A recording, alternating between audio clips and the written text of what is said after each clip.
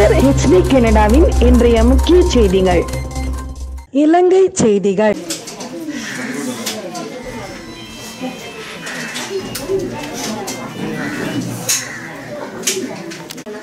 இன்றைய இந்த மாமனிதர் குமார் பொன்னம்பலம் ஐயா அவர்களுடைய 25வது வருட நினைவு கூறலை நாங்கள் அனுஷ்டிக்க காத்து கொண்டிருக்கின்றோம்.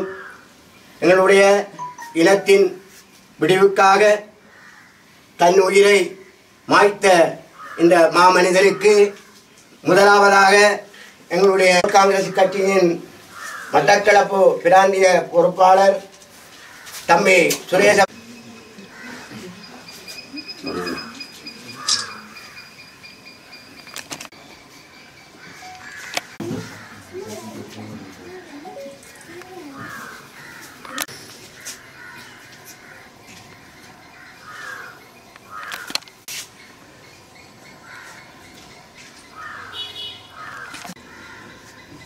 நிறைவு செய்து கொள்வோம்.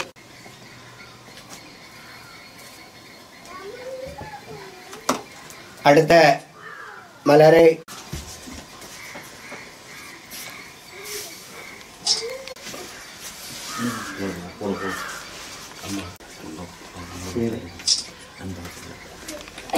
அடுத்தது செல்வா ஆசிரியர் அவர்களையும் அடுத்தது அனைத்து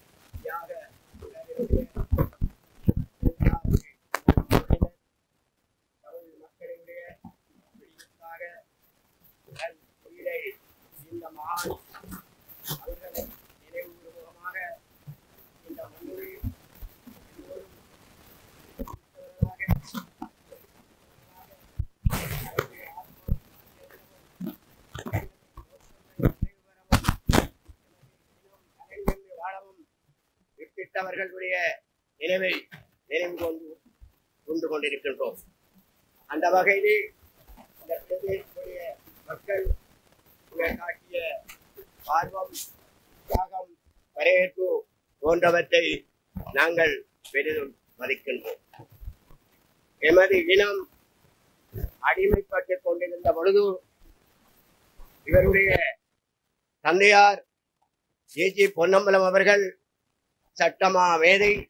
உங்களுக்கு அவரை பற்றி ஒரு சில கதையை சொல்லி தொடரலாம் நினைக்கின்றேன். உலகத்திலே சட்ட வல்லுநராக இருந்த ஒரு தமிழ் பேரறிஞர்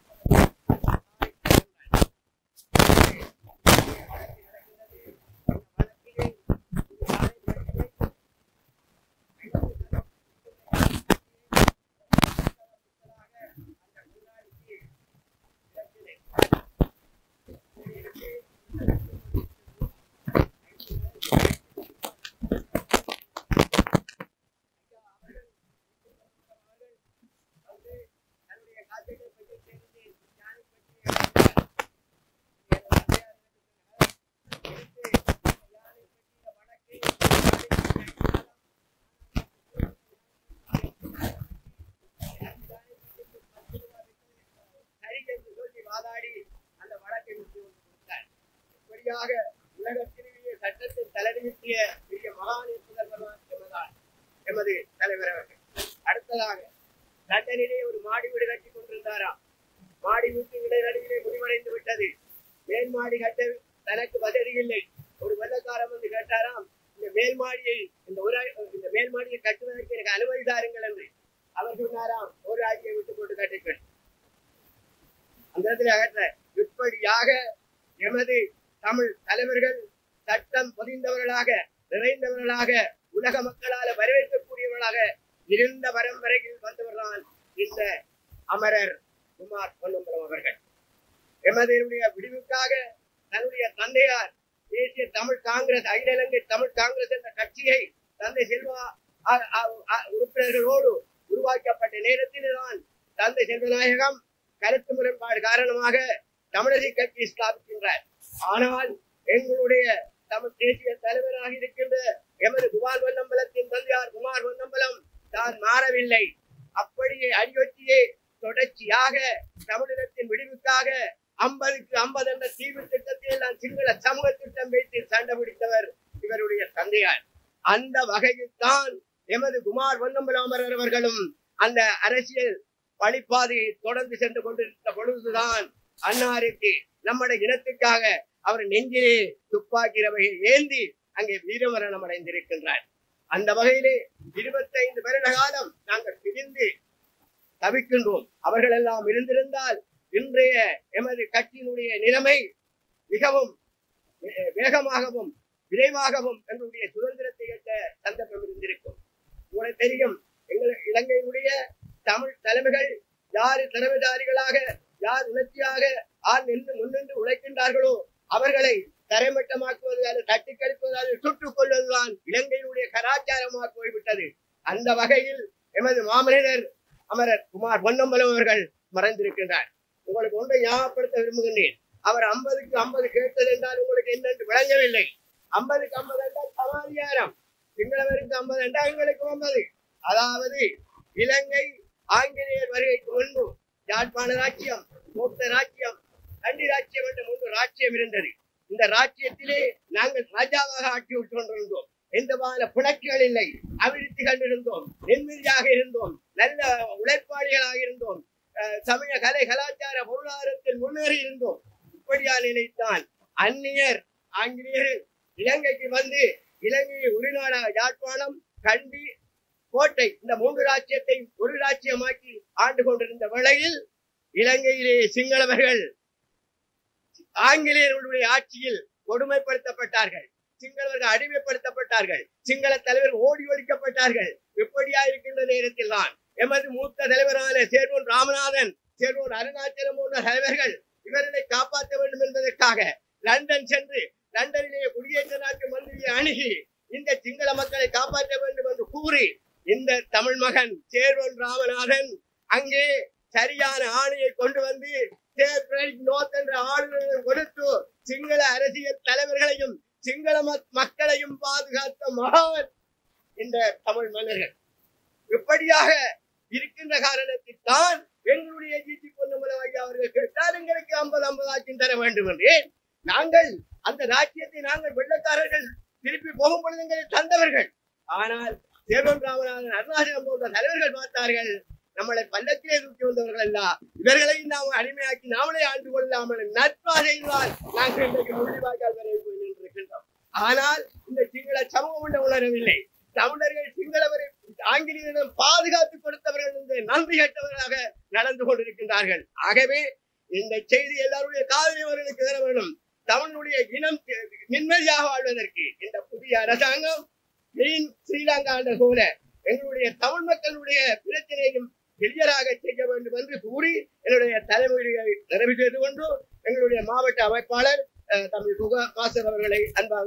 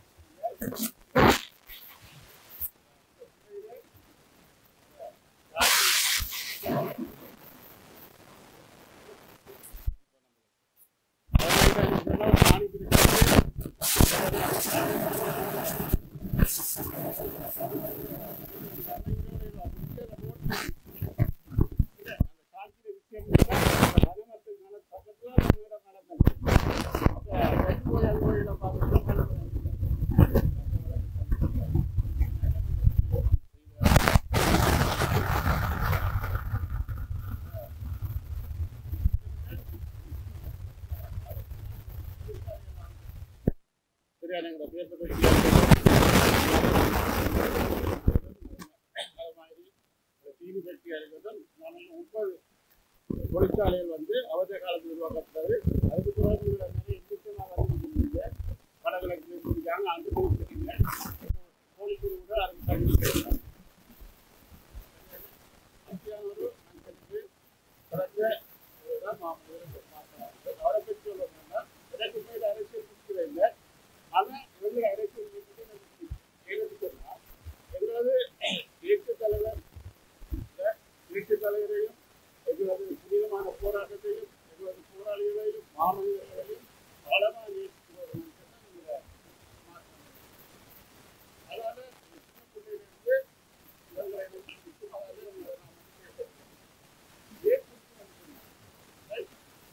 கல்வி அவங்க காலத்துல இவரை சொல்லியிருக்காங்க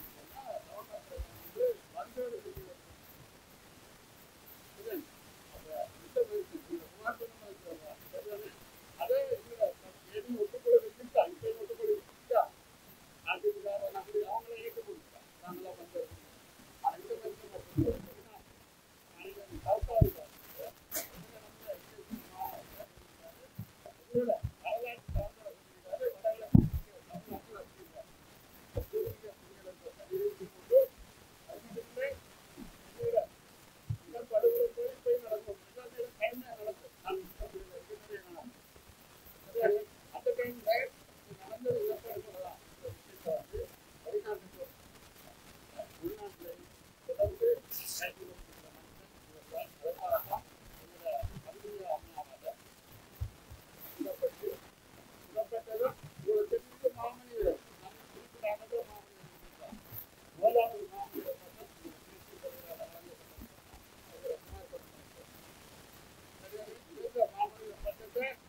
வாங்குறது எங்களோட கட்சியின் தலைவர் முதலாவது மாவட்ட மட்டம் கொடுக்கப்பட்டது குமாரசாமி இவங்க மகன்மார் ஏற்கனவே பேர்லாம் வந்து அவருக்கு அம்மாவோட மாவட்ட மட்டத்தை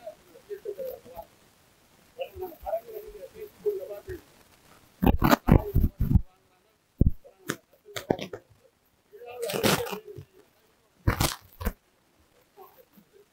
அந்த இரண்டாவது அது மட்டும் இல்ல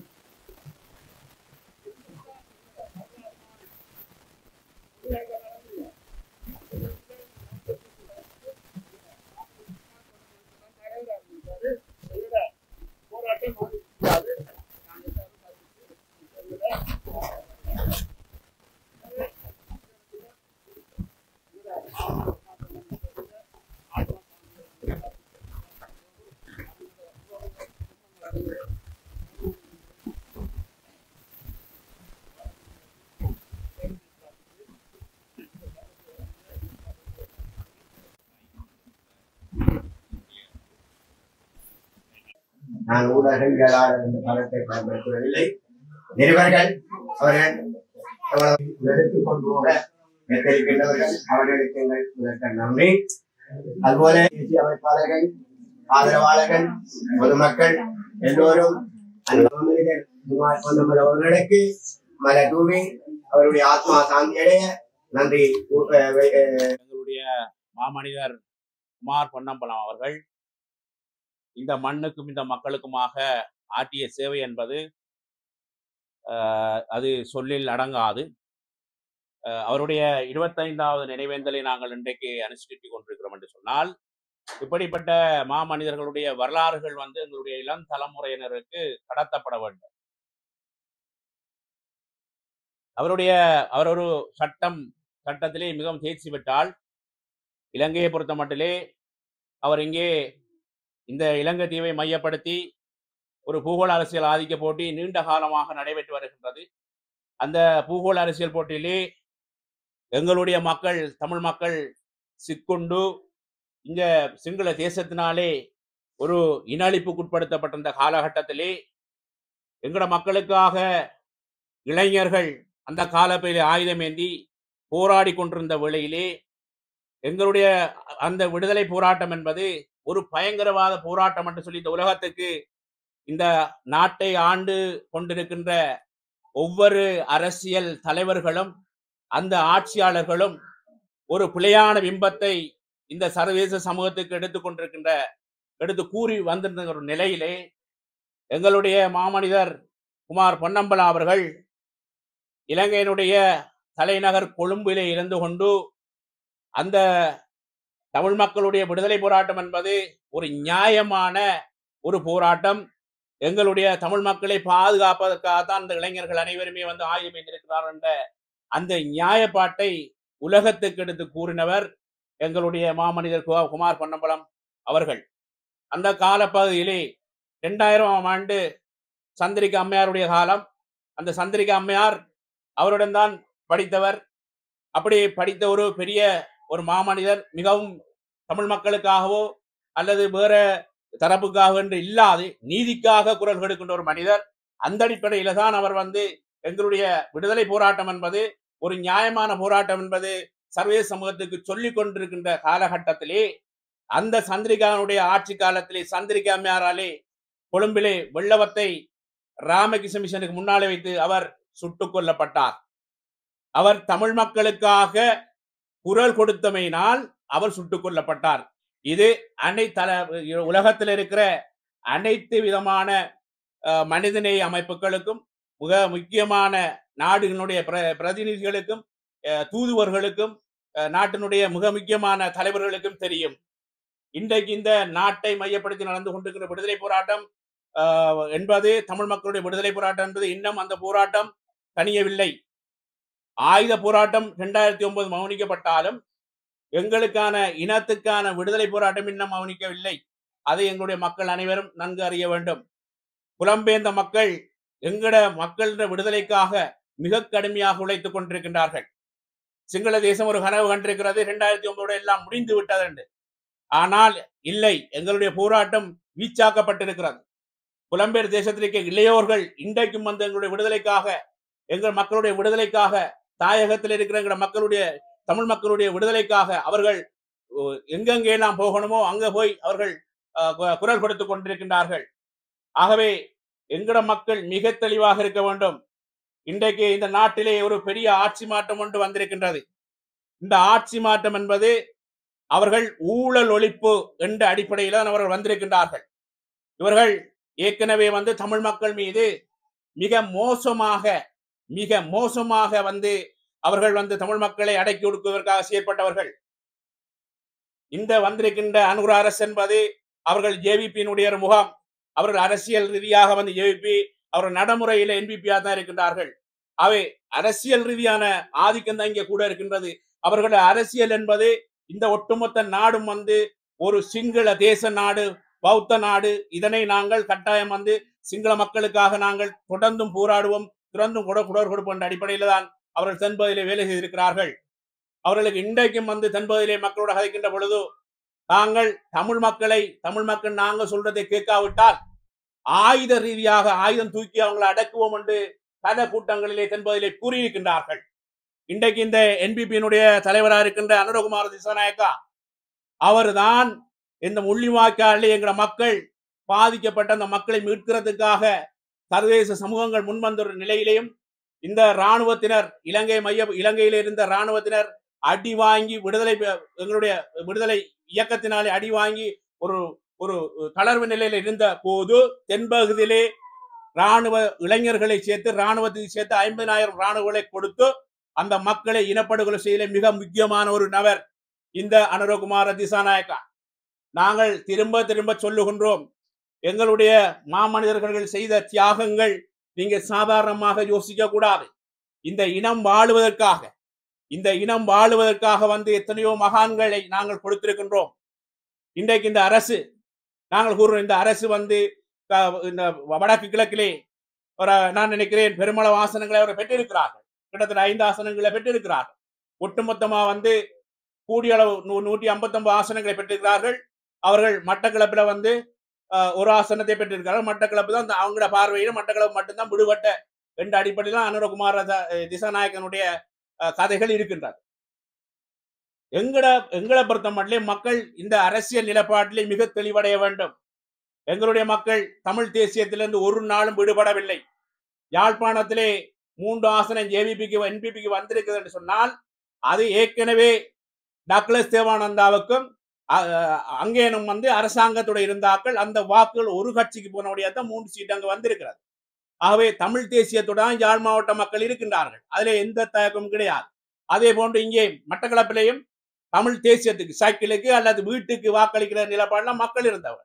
இப்போ வாக்குகள் பிரிந்திரும் என்ற அடிப்படையில் மக்களுடைய அந்த சிலர் குழப்பமையால் ஏதோ ஒரு விதத்துல வந்து தமிழ் தேசியம் என்று தமிழ் தேசியத்துக்கான மட்டக்களப்பிலே தமிழ் தேசியம் என்று அதுல மாட்டுக்கிறது கிடையாது. இதுல மக்கள் தெளிவடைஞ்சு இன்னும் கொஞ்சம் தெளிவடைஞ்ச சரியான ஆக்களார் கண்டுபிடிக்கலாம். அது ஒரு விஷயம். ஆனால் இந்த இடத்துல மக்கள் மிக நிதானமா இருக்க வேண்டும். நாங்கள் ஆசாமாசங்களுக்கு நாங்கள் முகம் கொடுக்க கூடாது. நாங்கள் அந்த சலுகைக்குள்ள மாட்டிவிடக் கூடாது. இந்த மண்ணிலே ஏகப்பட்ட படுகொலைகள் நடந்தேறியிருக்கிறது. எங்களுடைய முதலாவது மாமனிதர் குமார் பொன்னம்பலம் ஐயா, அதனைத் தொடர்ந்து இந்த விடுதலை போராட்டத்தை இந்த மக்கள் மீதும் அந்த மண்ணின் மீதும் தமிழர்கள் மீதும் அக்கறை கொண்டுள்ள எத்தனையோ எழுத்தாளர்கள் இங்கே படுகொலை செய்யப்பட்டிருக்கிறார்கள், கடத்தப்பட்டிருக்கிறார்கள், காணாமலாக்க செய்யப்பட்டிருக்கிறார்கள். அண்மையில கூட உங்களுக்கு தெரியும், எக்கலில கூட எனப்படுகின்ற ஒருவர் தென்பகுதி ஊடகவியலாளர் ஒருவரை கடத்தி கொண்டு மட்டக்களப்பிலே வைத்து அவரை படுகொலை செய்து பெரியகளம் எருமைத்தீவு எனப்படுகின்ற பெரியகளத்துல ஒரு மரத்துக்கு கீழே புதைச்சி வைத்திருப்பதாக வெளிநாட்டில் இருந்த ஒரு ஆர்மியில் இருந்த நேவி பிரதானி சொல்லியிருக்கிறார். அப்ப இப்படி ஏகப்பட்ட படுகொலைகள் நடந்திருக்கு. இந்த மாவட்டத்தை ஏற்கனவே பிரதி அமைச்சராக இருந்தவர்கள் எங்கட மக்களை கனவேரை கடத்தி கொண்டிருக்கிறார். இந்த உண்மைகள் கட்டாயம் வெளியே வரும், ஒரு நாள் வெளியே வரும். நேற்று முன்தினம் வியாழந்தனுடைய டிரைவர் இருந்தவர் கைது செய்யப்பட்டிருக்கிறார். ஏன் கைது செய்யப்பட்டிருக்கிறார்? அவர் வீட்டில் ஒரு சூட்டு சம்பவம் நடந்தது. அது உண்மைகள் வெளிக்கொண்டு வரப்பட வேணும், ஊழல்கள் ஒழிக்கப்பட வேணும். அதில் மாற்று கருத்து கிடையாது. அதில் நாங்கள் 100% ஒத்துழைப்போம். ஆனால் தமிழ் மக்களுக்கு மீது ஏறிக்கொண்டு தமிழ் மக்களுடைய அரசியல் அபிலாசைகளை நசுக்கி கொண்டு முன்னோக்கி கொண்டு செல்வதற்கு தமிழ் தேசிய மக்கள் முன்னணி எந்த விதத்திலும் அனுமதிக்காது. எங்க நின்றாலும் நாங்கள் அதுக்கு எதிர்த்து திருப்பி ஆவோம். எங்களை மக்கள் தோக்கடிச்சாலும் நாங்கள் இன்றைக்கு வீதியில் நின்று போராடுறோம் என்றால் எங்களுக்கு பதவிகள் எது சலுகைகள் முக்கியம் இல்லை. இல்லாட்டி எங்களுடைய 2 இளைஞர்கள் ஓடி பறஞ்சிருப்பாரு. நாங்கள் தோத்துட்டோம் ஒரு நாளும் கிடையாது. இந்த மக்களை பாதுகாக்க வேண்டிய பொறுப்பு தமிழ் தேசிய மக்கள் முன்னணிக்கு இருக்கு. அந்த அரசியல் நிலப்பாடுகளுக்கு இருக்கு. எங்களுடைய தலைவர் அழைப்பு விடுத்திருக்கிறார். நீங்க பார்த்திருப்பீங்க ஊடகங்கள். நாங்கள் தமிழ் தேசியத்தோட நிற்கின்ற கட்சிகளை அழைத்திருக்கிறோம். நாங்கள் எங்களுடைய மக்களுக்கு ஒரு ஆபத்து நிகழப்போகிறது. ஒரு ஒற்றையாட்சி அரசியலமைப்பு வரலாற்றிலே தமிழர்கள் நிராகரிக்கப்பட்டு வந்த ஒற்றையாட்சி அரசியலமைப்பு அதை நிறைவேற்றுவதற்கான சதிகள் நடக்கின்றது. அந்த சதி திட்டத்தை முறியடிப்பதற்காக குறைஞ்சபட்சம் நீங்கள் அத்தனை கட்சிகளும், அது வீட்டு கட்சியா இருக்கலாம், செல்வம் அடைக்கலாம் போன்றவா இருக்கலாம், யாரா இருக்கலாம், எல்லாரும் ஒன்றா வந்து நாங்கள் அதை முறியடிக்கணும் என்று கேட்டிருக்கிறோம். நாங்கள் அந்த அழைப்பை பகிரங்க விட்டிருக்கிறோம். ஏற்கனவே எங்களுடைய தலைவர்களை சந்திச்சிருக்கிறார். இப்ப நேற்று முந்தினம் கூட நாங்கள் அந்த விஷயங்களை சொல்லி இருக்கிறோம். வாங்க ஒன்றா கூடி எங்களோட மக்களோட நலனுக்காக தயவு செய்து ஒன்றா கூடி நாங்கள் இந்த விஷயத்தை நாங்கள் முறியடிப்போம் என்று இந்த அழைப்பை விட்டு இருக்கிறோம். ஆகவே எங்களை பொறுத்த மட்டும் எங்களோட மக்களோட நலன்களை விட்டுக்கொண்டு நாங்கள் முன்னோக்கி கொண்டு செல்ல முடியாது. நாங்கள் எங்களோட மக்களுக்காக தொடர்ந்து நாங்கள் இந்த அரசியல் பயணத்தை மேற்கொள்வோம். எங்களுடைய மாவட்டத்திலே வடக்கு கிழக்கிலே, மட்டக்களப்புன்றதுக்கு அப்பால வடகிழக்கிலே தமிழ் மக்களுக்கு துரோகங்களை செய்து கொண்டு ஏகப்பட்ட பண மோசடிகளை செய்து கொண்டு வந்த நபர்கள் மக்களால் தூக்கி எறியப்பட்டிருக்கிறார்கள். அது உங்களுக்கு வடிவா தெரியும்.